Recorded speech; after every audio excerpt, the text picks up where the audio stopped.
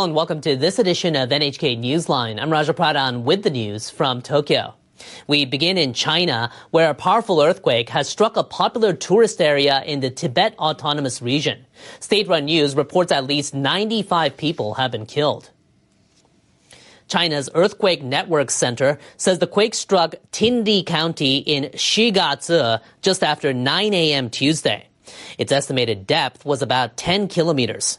Chinese authorities placed the magnitude at 6.8. Xinhua news agency says more than 1,000 houses have been damaged and over 100 people are injured. Local officials are still working to confirm the full extent of damage. Tindi County sits on the border with Nepal with a population of about 60,000 as of 2021. It's a frequent destination for people visiting Mount Everest and has many hotels and restaurants. Japanese Foreign Minister Iwaya Takeshi has held a meeting with his U.S. counterpart in Tokyo, and it'll likely be their last. Secretary of State Antony Blinken is set to leave his post in a few weeks when President-elect Donald Trump takes office. Despite the impending transition, Blinken says the world keeps turning, and Japan and the United States need to stay close. He and Iwaya spoke at the start of talks over lunch. We want to keep raising our alliance to new levels. I look forward to discussing the current regional situation and the state of Japan-U.S. relations.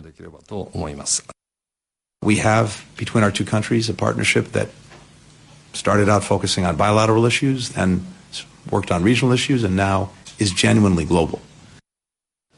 The top diplomats reaffirmed the importance of bolstering their alliance's deterrence and response capabilities.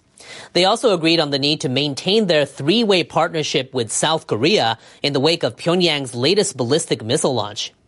And the pair discussed President Joe Biden's decision to block Nippon Steel's purchase of U.S. steel. Both companies are now suing the U.S. government, calling Biden's order unlawful and politically motivated. Iwaya and Blinken both stressed the importance of the economic relationship between their countries, including the investment of Japanese companies in American firms. Japan and Indonesia's defense ministers have agreed for their countries to work more closely together in maritime security.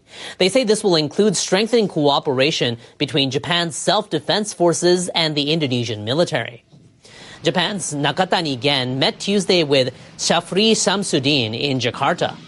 Nakatani talked about how bolstering the Indonesian Navy's deterrence capabilities will contribute to regional peace and stability. Parts of Indonesia face the Strait of Malacca, which is an important shipping lane for Japan. The ministers agreed on the need to boost security cooperation to realize a free and open Indo-Pacific amid China's increasingly aggressive maritime activities. They said they would start working-level talks on the transfer of defense equipment and areas of technological cooperation, including the joint development of a naval ship. Indonesia is very strategically important for Japan due to its proximity to a vital shipping lane. Boosting maritime security cooperation is essential. Japan's Prime Minister Ishiba Shigeru will also visit Indonesia later this week for talks with President Prabowo Subianto. Now, Indonesia is also forming a closer relationship with some other big players in the region. It's become the first Southeast Asian country to have full membership in the BRICS economic group, which includes Russia, India, and China. Brazil holds BRICS presidency this year. It welcomed Indonesia as a nation that shares support for reforming global governance and contributes to deepening cooperation in the global south. Indonesia's foreign ministry says joining BRICS shows it takes an active role in global issues and is committed to realizing a more inclusive and equitable global order. A number of other Southeast Asian nations have also shown interest in joining BRICS. The bloc has already expanded to include Iran, Egypt, Ethiopia, and the United Arab Emirates.